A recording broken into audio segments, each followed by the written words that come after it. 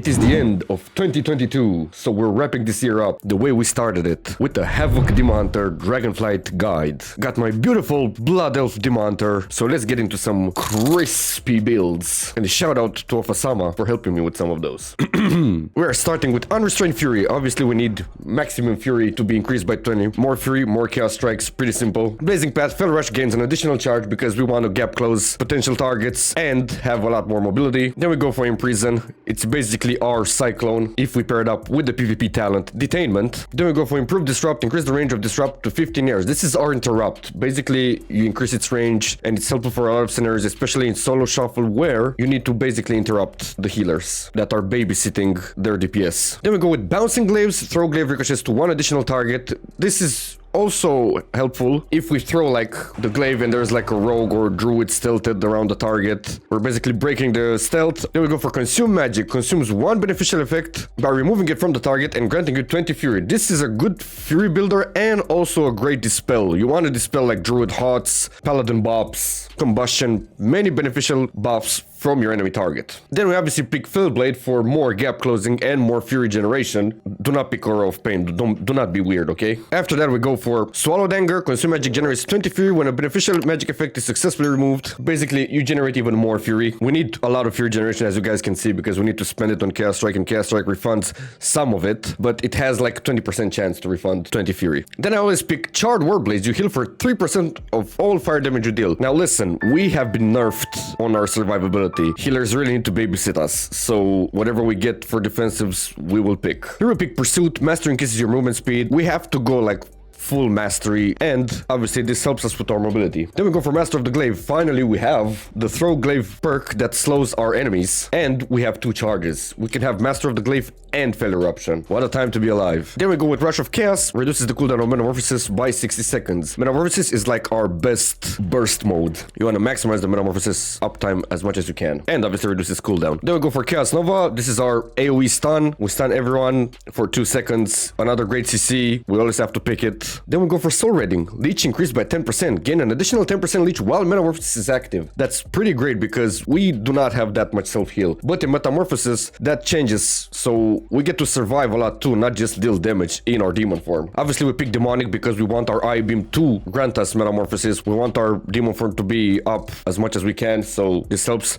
Some people ask me if we should pick First of Delidari instead of Demonic, and the answer is no. You will not be dealing that much damage with the cooldown reduce of Metamorphosis without having it proccing with your Eye Beam. So pick Demonic. Then we go for Darkness. Summons darkness around you and granting friendly targets a 20% chance to avoid all damage. This is super great, especially when you're like getting burst down by rapid fire from the damn hunters, or a rogue basically is about to one-shot you. Put the Darkness down. Or if you want to help your teammates while they get bursted down, put Darkness down there because they will be not receiving that much damage in it. I forgot to say about the Illidar Knowledge. Reduces magic damage taken by 6%. Oh, mages hate that. Or warlocks. Well, warlocks kill everyone anyways, but you know, this helps a little bit. Then we go for Internal Struggle. Increases your mastery by 3.6%. We need to actually increase our mastery as much as we can, as I was saying. Then I go for Erratic Fellheart. The cooldown of Fell Rush is reduced by 20%. That's very important, and we have 2 stacks because damage and gap closing. Mobility. This is one of our strongest points, mobility. Then we go for Collective Anguish. Eye Beam summons an allied Vengeance Demon Hunter which casts Fell Devastation,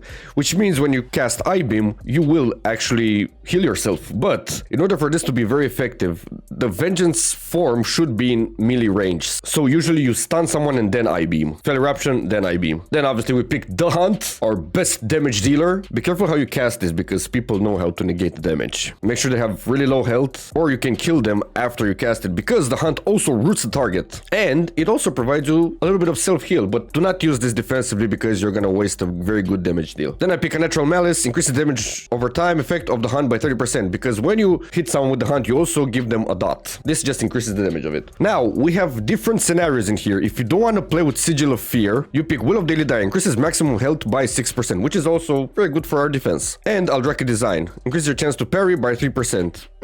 Parrying doesn't matter that much against casters, to be honest. But if you can't be bothered to play with sigils, you can play like this. But I usually play with the fear. Obviously, all the builds will be posted in the description down below, so don't worry about it. So for the fear build, we go precise sigils. All sigils are now placed at your target's location and the duration of the effect is increased by 2 seconds. This helps us because we no longer have to like hover and find the target like, oh, where is this guy? Let me cast a sigil on him. Because in PvP, people move pretty fast. So you just want to just put it on the target. Usually it's great if you like root the target with the hunt and then put the sigil of fear and they have like additional CC, for example. Then you pick sigil of misery, which is basically a fear, and it disorients the target for 22 seconds, which is a pretty big CC. This is more CC for us. We usually play like this because we go like fear first, then we put imprison on the target, then our stuns. This is very good for DRs. So sigil first or imprison, doesn't matter the order, and then Fell Eruption or Chaos Nova, you know, depending on the situation. And here we pick Misery in Defeat. You deal 20% increased damage to enemies for 5 seconds after Sigil of Misery's effect on them ends. So basically, you fear a target and then you start damaging it, you deal 20% more damage. Helps us with the damage and the burst. And we also pick Will of Daily Diary, increases maximum health by 6%. Now for the Havoc points, well, I'll go first with Osama's build because I think it's a very balanced build in terms of damage. So this is like a burst build. We're gonna start with I-Beam, obviously, one of our best ranged ability. It works well with Collective Anguish. It also triggers the demonic effect where you go into demon form. Overall, my favorite ability, actually. Then we go with Demon Blades. Obviously, we don't pick Demon's Bite. Do not be weird. Demon Blades deal way more damage and generate way more fury. Even though the RNG can be against us sometimes, Demon Blaze is still more effective. Then we go to Fellfire Heart, increases the duration of Immolation Hour and Sigil of Flame by 2 seconds. Now, you could pick Sigil of Flame on the Demonter talents, or you can pick Swallowed Anger. That's all up to you. After that, we pick First Blood. Blade Dance deals 15k chaos damage to the first target struck. So basically, you're increasing your Blade Dance damage. It's very important to max out everything on Blade Dance because it's one of our greatest damage dealers and you can literally have a lot of perks on it. Then we go with Furious Throw. Stroke Glaive now costs 25 fury that throws a second glaive at the target. A lot more damage dealing. Then we go Burning Hatred. Immolation Aura generates additional 60 fury over 12 seconds. Everything that generates fury is great for you. Then we pick Dancing with Fate. The final slash of Blade Dance deals an additional 40% damage. You see how we amp up the Blade Dance damage right now. And this also helps with Mortal Dance because Blade Dance reduces the target's healing received by 50%. So Blade Dance deals a lot of damage to the first target struck and reduces the target's healing received, which is a win-win situation. Then we go with Critical Chaos. The chance that Chaos Strike will refund 20 fury is increased by 50% of your critical strike chance. You're basically with this talent spamming Chaos Strike. Then on the left side we go with Initiative. Damaging an enemy before they damage you increase your critical strike chance by 12%. So do not concern yourself with who opens. Just open on the target. Then we go with Unbound Chaos. Activating Immolation Aura increases the damage of your next Fell Rush by 400%. This is very important because you should start with Immolation Aura. There you Fell Rush your target. You have 2 stacks of Fell Rush. You also gap close and you also deal a lot of damage. This is very useful when you burst the target down. Then we go with Tactical Retreat. Vengeful Retreat has a 5-second cooldown reduction and generates 80 fury. Like, I don't even use this enough, the Vengeful Retreat one. Like, the fury it generates is pretty crazy. Then we play with Momentum. Fell Rush, the Hunt, and Vengeful Retreat increases your damage done by 8% for 5 seconds. Again, all these talents are basically meant to give you a lot of damage. There's not a lot of defensives here. I mean, except Charred Warblades, you know, and Demonic and our Leech, which are pretty base. Then we go with Node Your Enemy, gain critical strike damage equal to 80% of your critical strike chance. Pretty self-explanatory. And our greatest, let's say, surprise damage, Essence Break. You slash all the enemies in front of you for 21k chaos damage and increase the damage of your chaos strike and blade dance deal to them by 80% for 4 seconds, which also goes well with First Blood and Dancing with Fate for the blade dance. And with chaos strike, you also have an increased chance to refund your furies, so you will get in a lot of chaos strikes that have increased damage. Now, to the other side, we also pick Chaotic Transformation. When you activate Metamorphosis, the cooldown of Blade Dance and I-Beam are immediately reset. This is because we have like a burst rotation. We go like Immolation Aura, Fell Blade, Fell Eruption, I-Beam, Blade Dance, Metamorphosis, Essence Break, Blade Dance. That's a lot of damage. Then we pick Fell Eruption, which is our one target stun basically, and deals some damage to them. Then we pick Trail of Ruin. The final slash of Blade Dance inflicts an additional 5k chaos damage. Again, works pretty well with the damage. More Blade Dance dots, more increased damage, win. Then we go with Growing Inferno. Immolation Aura damage increased by 10% each time it deals damage. So basically, you want to be close to your targets for this one to work. And you need to have your Immolation Aura up. Then we go for one pretty great talent that was a legendary in Shadowlands. But who does remember that expansion, you know? Burning Wound. Demon Blades and Throglaive leave open wounds on your enemies, dealing 5k chaos damage over 15 seconds. It's basically a dot, and increases their damage taken from Immolation Aura by 40%. And you can apply it to 3 targets. Then we go with Accelerating Blade. Throglaive deals 20% increased damage for each enemy hit, so this helps a lot with our AoE. And to amp it up even more, we go with Soul Rend. Throglaive causes targets to take an additional 120% of damage dealt as chaos over 6 seconds. A lot of dots we have this expansion. We have a lot of damage, but not that much survivability. And obviously we pick Farther to the Flame, we summon a demon, we kill that demon, and we will get healed for 25% of our maximum health. This is nerfed. It used to be way more. But you usually want to kill your demon when it's close to a target, so you deal damage to the target from the demon's explosion. You heal yourself and your demon soul is close to you. You want to pick up that demon soul because it gives you increased damage. So Father all the time, because this is a defensive and an offensive ability at the same time. And at last we pick Any Means Necessary. Demonic Presence now also causes your Arcane Fire, Frost, Nature, and Shadow damage to be dealt as chaos and increase that damage by 15%. So that's why we need to really stack our mastery. Now, if you want to play more defensive, I usually play like this. I pick Netherwalk here after Critical Chaos because, let's be honest, when a hunter aim shots you, you will not survive.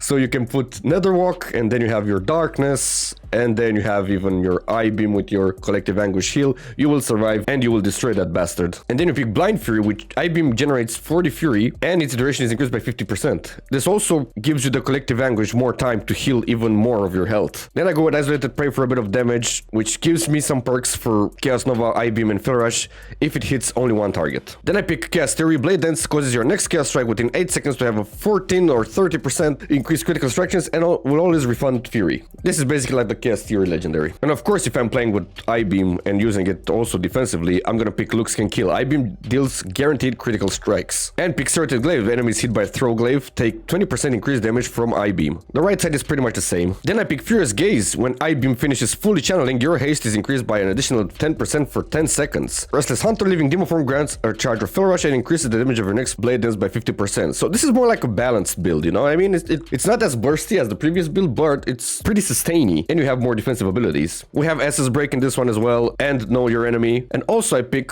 Glaive Tempest. Launches 2 demonic glaives causing 20k chaos damage over 3 seconds. You usually use this after you cast the hunt on a target because they cannot run because they're rooted in place. And you just cast Glaive Tempest so they can receive the full damage of it. These are basically the main builds I'm playing with. For the PvP talents, my default talents would be Rain from Above, which is a great escape if melee attackers will burst you down, or you know, a rogue puts the smoke bomb on you and you really have to get out of there. Reverse Magic, because we have a lot of roots in the game, we can reverse a lot of effects. We can even reverse Hajj, you know, the coffee stun. Cheers legendary coffee, by the way. And Detainment, which causes my imprisoned duration in PvP to be increased by 1 second and targets become immune to damage and healing while imprisoned. This is very good because we will not break the CC. This is exactly like Cyclone. Depending on the situation, sometimes I pick Chaotic Imprint to have more damage, or Glimpse to reduce my damage taken if I'm the main target. And sometimes if I use my Dispel a lot, I will also pick Blood Moon. Or you can also switch if you do not need Rain from Above. You can pick Sigil Mastery because it reduces the cooldown of your sigils if you're using sigils. But I recommend you use them. Like in all my testing, sigils pretty much